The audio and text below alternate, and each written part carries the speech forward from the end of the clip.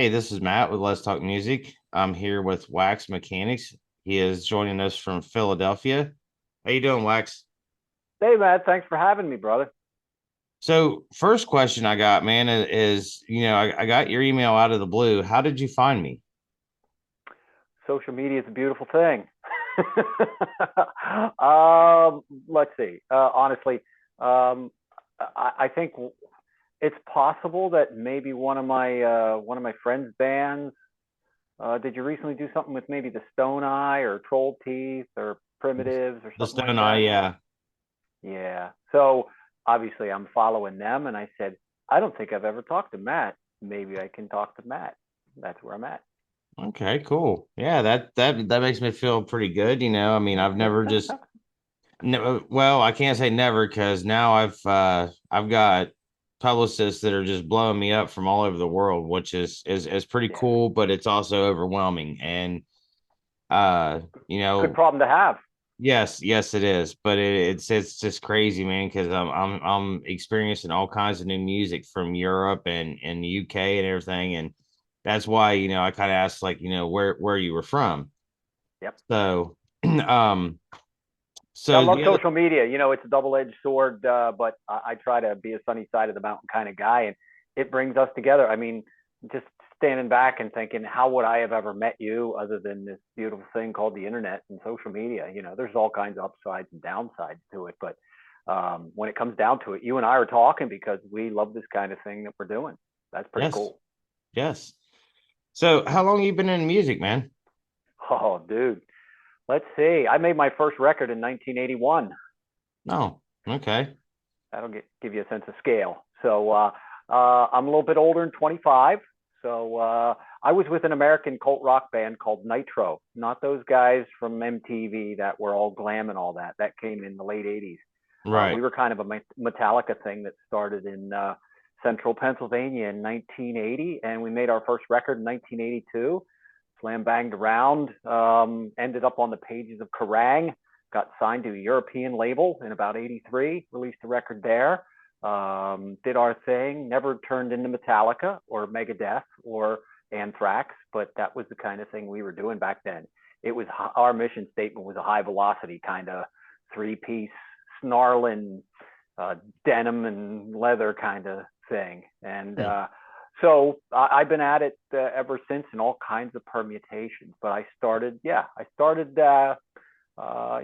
doing music for fun in the 70s and got to be part of the Nitro in the 80s, made some records and, had a little brush with a little bit of success and made some records and that was fun. Awesome. So what's you know, your newest music, Freak Boutique. That Hey, is buddy. that is a different type of thing than what you're describing. So like how are you kind of known for genre jumping, or is it just you do whatever strikes your mood? Well, that's a good question, and there's I'll try to vacuum pack that. At my core is rock, snarling guitars, bass, drums. I'm a white guy. Grew up in the '70s and the '60s, '70s, and '80s in small town America. So all the stuff that was fed off of pop music and AM radio and FM radio, all that classic rock stuff. So at my core, I'm a rock guy. All of my records have guitars, bass, drums, and howling on it. What I did with Nitro, that was pretty focused, three-piece, snarling, and I've kind of encapsulated that, and that's one kind of thing. Then when I was doing my solo stuff, I put out a record in 2020 from Electric Talent Records in Philadelphia, and that was an album called Mobocracy. And that has a lot of the same snarling, strident, slamming, and howling with some pop overtones to it and some industrial stuff going on. And that was pretty cool. That was basically embraced by the metal community as a hard rock album.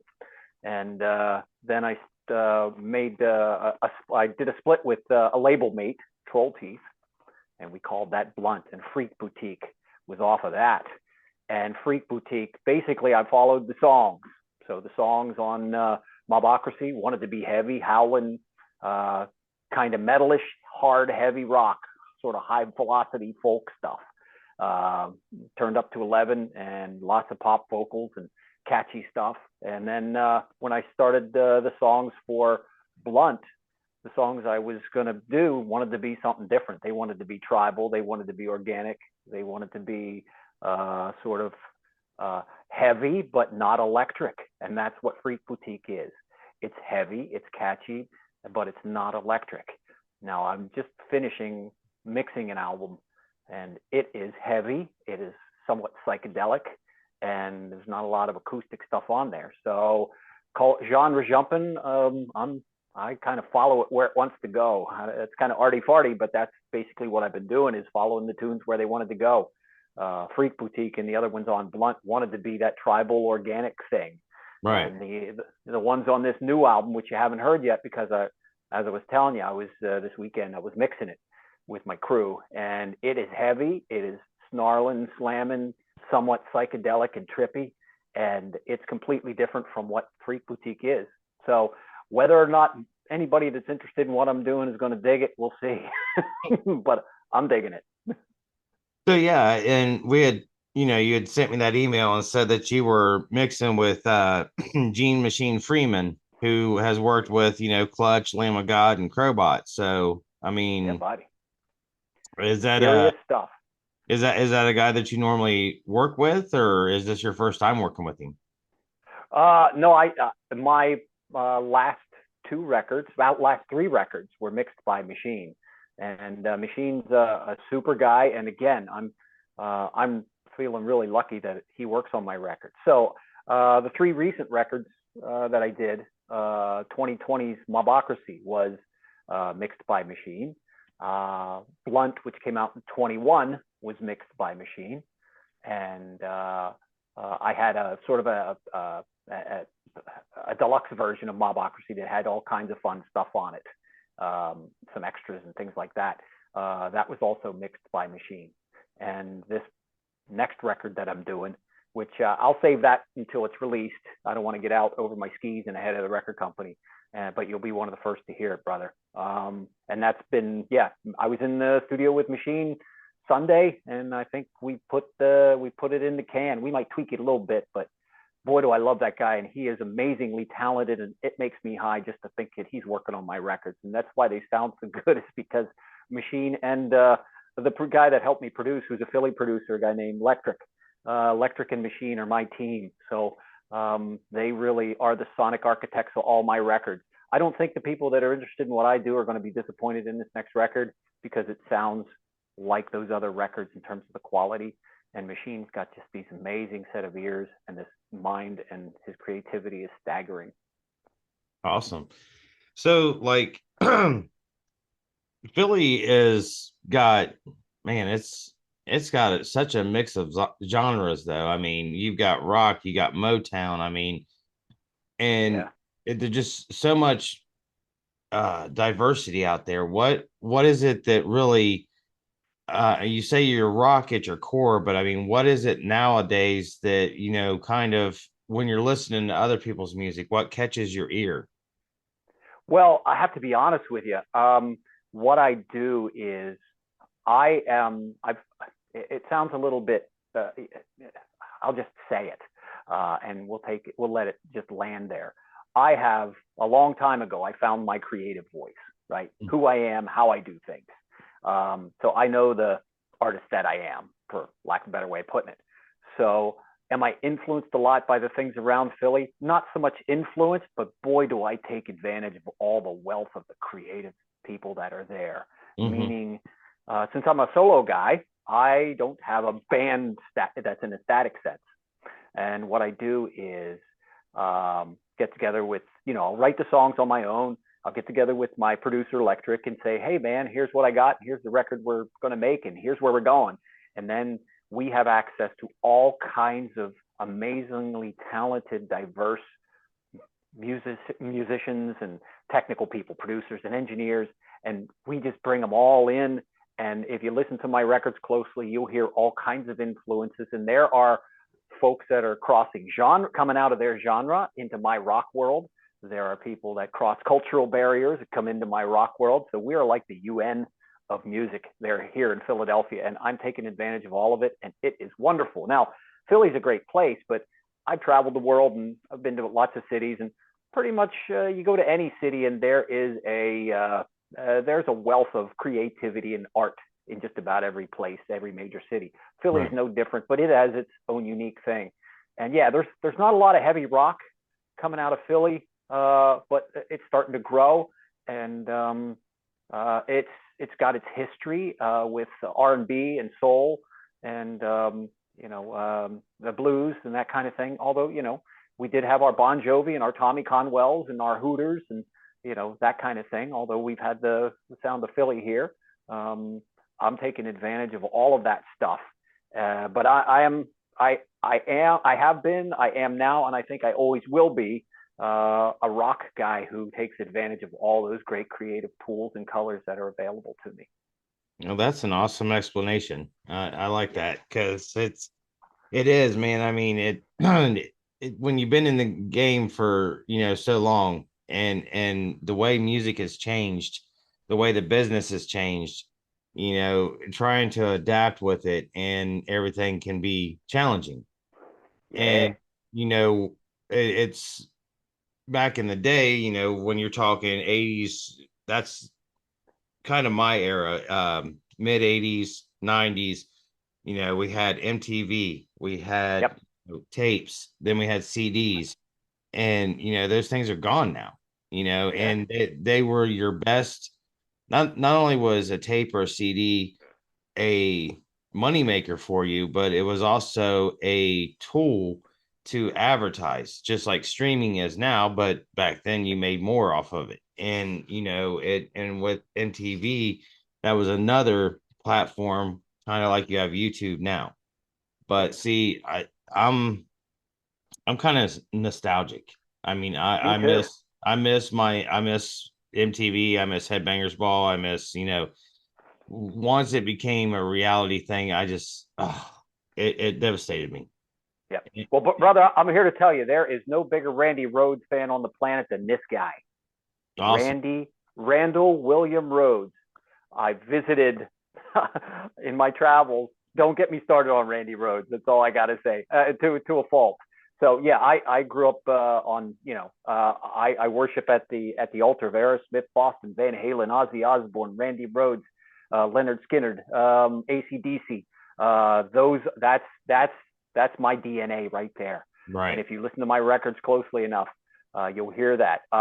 Actually, knew the boys in Poison before they were Poison and went to L.A.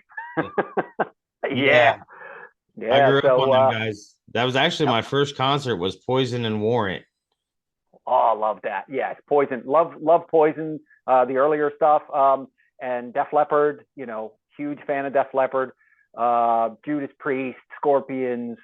Man, I saw Def Leppard, Scorpions, and Judas Priest at the Stanley Theater in Pittsburgh in 1980 on Def Leppard's first tour, and boy, that was amazing. I And yeah, bet. we could go on and on about that. My DNA is I don't want to get this notion that I'm some sort of genre hopping savant. That's not it at all. If you look through my collection, I've got a Spotify playlist and it spans all kinds of stuff, but at its core is heavy rock. Hmm. Um, I can name it, and we can go down that list if you like. But I saw your Poison shirt, and I'm like, okay, this is going to be fun. Yeah. Well, and Kiss. Oh man, I can't forget Kiss. Jeez, Kiss. The very first thing that got me just jacked up was Kiss. I picked up the drums in 1973 because of Peter Criss. yeah, yeah, You know, that's I tell you, I mean, it was actually the first real rock song that I think I heard outside of Boston. I heard More Than a Feeling by Boston at a babysitter's house. But then my cousin played Heaven's on Fire off the Animalized album. And I was just like, wow. wow, So yeah, my actual real introduction to metal was Kiss and Metallica. Yeah, yeah. I didn't come to Metallica until later on. I was into the Van Halen and the Kiss and the Aerosmith and the Boston and the Skinner and throwing a little bit of Police in the Cars and, that kind of stuff. Journey I was into. Yeah, I love the 80s. I use that the same way I do the 60s, and we could go down that route as well. The Beatles, Bob Dylan, Neil Young are huge for me, just huge. But so is Kiss. Give me Rocket Ride any day of the week. Shock Me. I was a big Ace Frehley fan. For some reason, I play guitar now, but then I was a drummer, and that was really weird. My guys were guitar players, so I couldn't get enough Randy Rhoads. Oh my God, I was on the Randy Rhoads Jag for a long time, still am. Visited Ridge Farm in England when I was there one time, and saw where they recorded Blizzard of Oz and Diary of a Madman. Oh, nice. Was in California one time and went to see Musonia and talked to his brother Kelly, and got to hang out in the room where Randy taught his lessons at Musonia. So that said, I do like me some hard rock, and my records will reflect that. And this one that's coming up will reflect it as well. There's a little bit of a change with Blunt and Freak Boutique, but I love that stuff, and that's part of me as well. So. Yeah. I mean, that's when you sent it to me. I was like, okay, I like this. This is interesting, and that's what I'm loving about this, man. Is like I get all these different, like I said, publicists from all over the world that sending me stuff. I'm talking like, Finnish death metal and straight up UK rock, and I've talked to a lady that was in Italy that uses a classical background but mixes it with like a progressive metal. So I mean, it's been so fun to do, and it's more of just like it opens you up to a whole new world. And Absolutely. because I mean, you hear the stuff that's on your local radio stations. You might go to a venue to see one of your favorite bands, and they've enlisted a couple of local bands to open up for them, and okay, these guys are really cool. But I've never really gotten out there like I have with this, and it's been a joy. I mean, my love for music is just unparalleled. It's something that I've had since I was a kid, and it drove my wife nuts. And she's like, you talk to me about music all the time, and I'm not into it like you are. So why don't you start a blog? And I'm like, well, okay. And then I started, well, what if I interview a band, and then I just, yeah, it kind of unhinged from there, and it's been great. I mean, I can't fault anybody's art. You know what I'm saying? It doesn't matter whether I'm into it or not. It's something that you took time to create. And whether I'm a fan of it or not doesn't mean that I should say, oh well, I don't want to talk about that because and I did. I like the song. I'm just saying, I don't turn people down for that reason because I hear some stuff that I'm like, okay, that's a little out of my wheelhouse, but Yep. I'll read the press release, and you'll have these guys that sound like Satan coming up out of the ground and just heavy as hell, but the nicest guys, and you're like, man, where does that come from? So Art's it a funny thing. Art is a funny thing, and right. it's I know it's obvious to you, but maybe not to your audience. Being on this side of the exchange, being the guy that makes the tunes, is no more important than the things that you're doing. I think it's a symbiotic relationship, and I think we need each other. We appreciate each other. At least Mhm. I do. Yeah. And I've, my over the past few years with my solo stuff on Electric Talon, I've been talking with folks literally all over the world, and that's a whole lot of different than what I was used to back whenever I was doing records the old school way. And, it was kind of regionalized and maybe get a little bit overseas if you get in a couple of pages of some magazines. But the sky is the limit and the world's our oyster. And nobody appreciates you and your colleagues more than I do. And those people that are doing the things that I do, we really appreciate you. So I want to make sure that's clear because what you're doing is so important. We would just be struggling trying to get stuff on the internet without passionate folks like you helping us to do that. So I really appreciate you, brother. Hey man, feelings mutual. Like I said, it just, tear. It make Yeah. it makes me feel good though. It's because there's sometimes, man, I get frustrated with it because it's like, I'm seeing these bands like, Beartooth and bands like that. I mean, Beartooth's from here in Ohio, and Mhm. it's like I would love to talk to these guys because I could get all kinds of views and stuff, but it's maybe someday I'll get there, but I think I almost enjoy talking to the guys that work a 9 to 5 and are doing the music for the love. Yeah. They're not industrialized, they're not, spoiled by the record companies. I mean, some of them have been there, and they'll even say, hey, I've lived both sides of the coin, and this side's got this advantage and this side's got this advantage, but it's I just enjoy talking to musicians. I enjoy talking to people about music. Even if it's like we were talking just a few minutes ago about, different bands that we listened to and grew up on and different songs that we liked, it's just that to me is one of my favorite conversations. And that's why Well, call it Let's Talk Music, because it's not all about, the hard facts of, well, was you, ever using drugs, or was you doing this, or, yeah. I don't care about your past or what did. If you want to divulge that information, that's your prerogative. But, it's more of, tell me what got you into music. Tell me what, you enjoy about music, and your new album and your new song and everything like that. I just touch on those things, and then, just chat. I think this is, this casual approach to it is really good for me because it helps me to, I guess, be a good guest. This is all about the journey as far as I'm concerned. There is no real destination. At this stage of the game, my goal is to make good music and to hang with cool people like you that like the stuff that I like. That's that's the end of my rainbow. If anything comes of it, we'll play some gigs, we have a good time, sell a little bit of merch.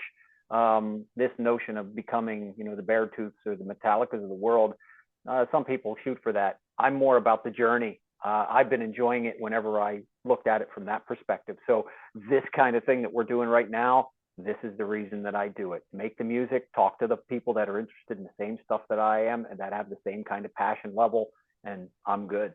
So thank you. This is why I love doing this. Oh yeah. Yeah, I agree 100%. And I mean, I actually had a band before you, and they were big like 20 years ago. They've been through a Yep. few lineup changes. They're called Bleed the Sky. Mm-hmm.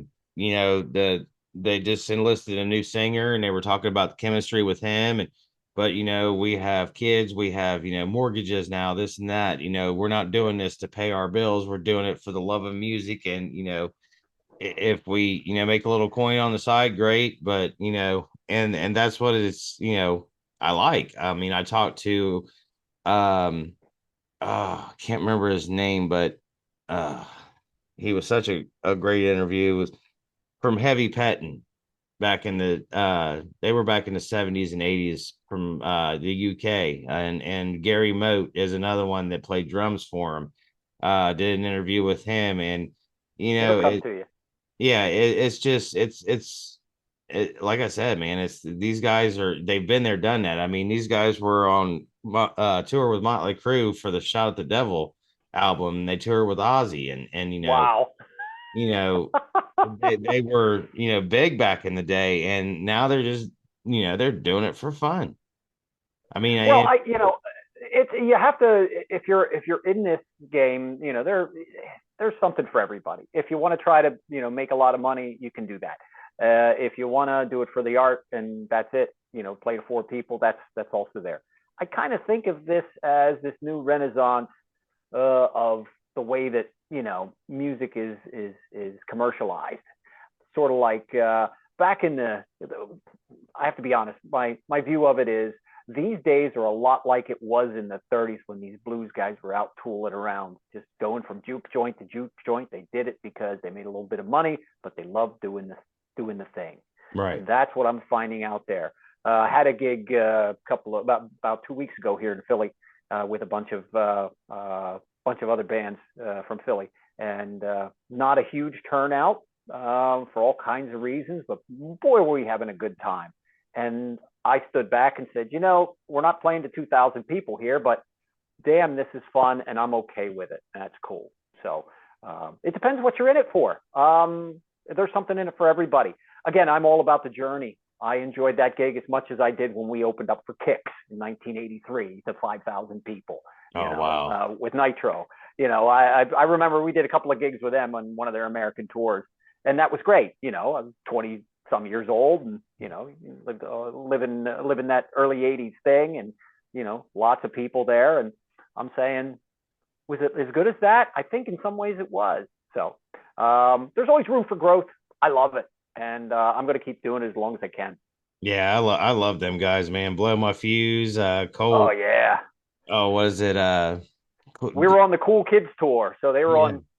They just released Cool Kids, and they're from the general area where we are, where we were. I'm sorry. So they're from Maryland, and we got to know them a little bit. Great guys, and they're still out there doing it.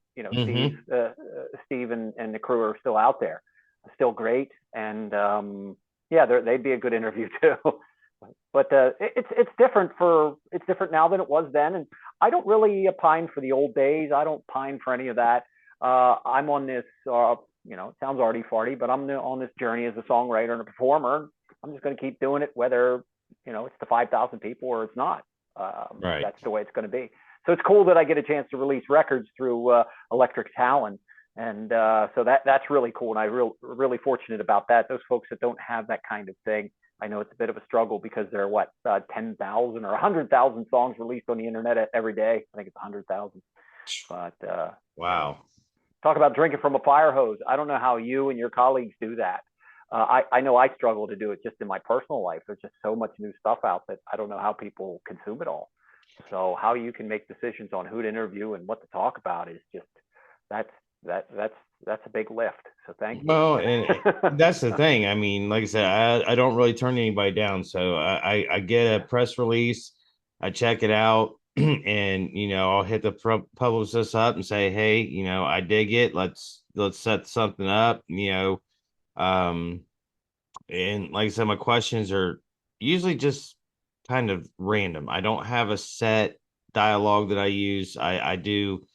Like I said, I like for it to be casual. I don't want you to feel like it was, back in the day where you're sitting in front of a camera with somebody that's, a journalist that's, asking you all these hard questions. I mean, it's more for fun. It's more for pleasure. It's more for, you know, it to me is just almost part of a dream come true.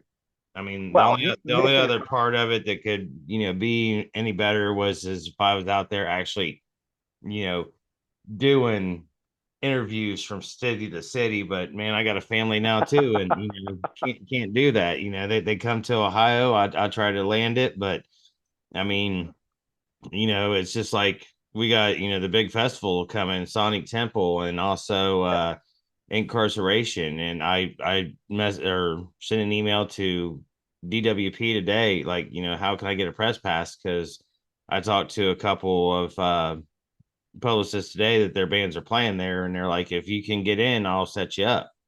But yeah. I don't want to I don't want to pay $500 for a ticket, and Yeah. you know what I mean? So I'm like, let's see what we can do here. I mean, if press pass, whatever. But yeah, I mean, it's been, like you said, a journey, and it's been, I'm enjoying where it's taken me. Yep. I look back on this past couple of years of meeting folks like you and your colleagues, and that's the best part of all this. I mean, I shouldn't say that. The best part's getting to make the music and to do the stuff I like to do. But the next thing, which I didn't really expect when I started to do this again, was that I was going to meet some cool people that had the same sort of passion that I did for it, that loved it the same way that I did. And that's great. That's why I jump at these chances, and that's why I was so eager to talk to you. So this is the journey for me, and we're gonna do the best we can with what we have, where we are, and this is all about not giving up. I don't think we could give up, you or I could. I mean, I know I can't. We're Right. not going to stop doing this, no matter. I don't see myself stopping it, even if I don't have a record deal, and I don't really see people like you stopping doing what you're doing. The passion's not going to evaporate just because you got to pay the mortgage. Right. I'm in the same boat. So we find a balance. And I tell my wife, who's really good about it, and I say, sorry, dear, love me, love my dog. This is my dog.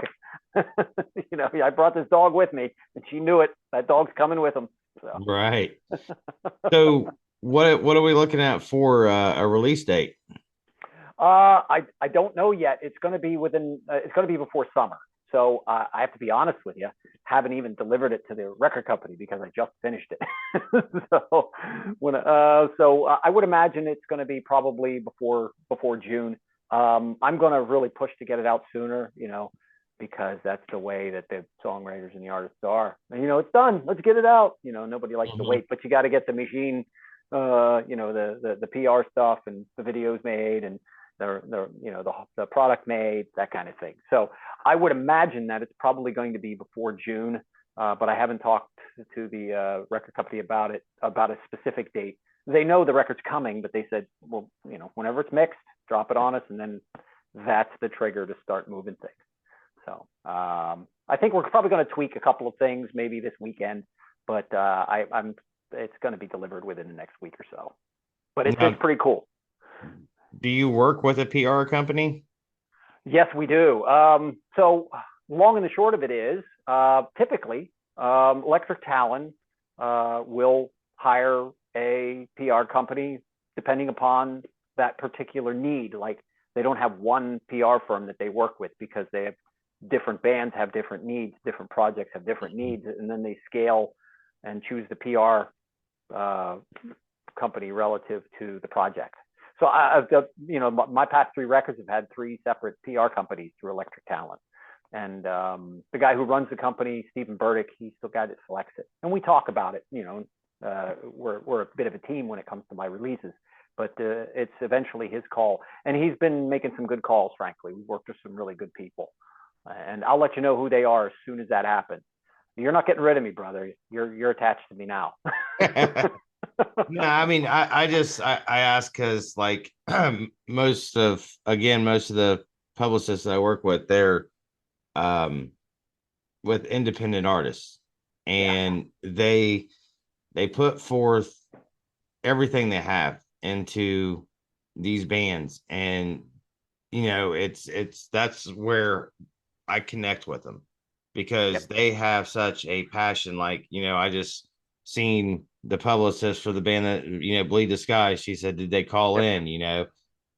She always tells me how much she appreciates me and this and that. And I mean, it's good to hear, but I'm like, I don't think you understand how much I appreciate you, because if it wasn't for you bringing me these bands that I can talk to, I wouldn't be doing this.